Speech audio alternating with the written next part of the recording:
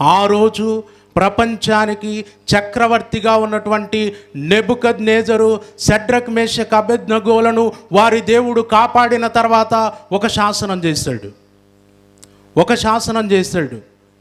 ఏంటో ఆ శాసనం ఒకసారి చదవండి. దానియేలు గ్రంథం 3వ అధ్యాయము 28వ వచనం. కాగా నేనొక శాసనము నియమించుచున్నాను.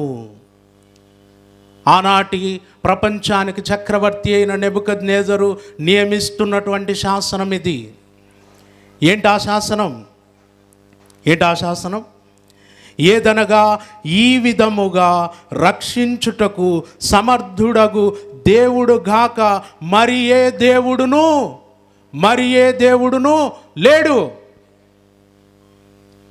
ఇశ్రాయేలు దేవుని గూర్చి అన్యుడైన నెబుకద్నెజరు చెబుతున్న మాట ఇది.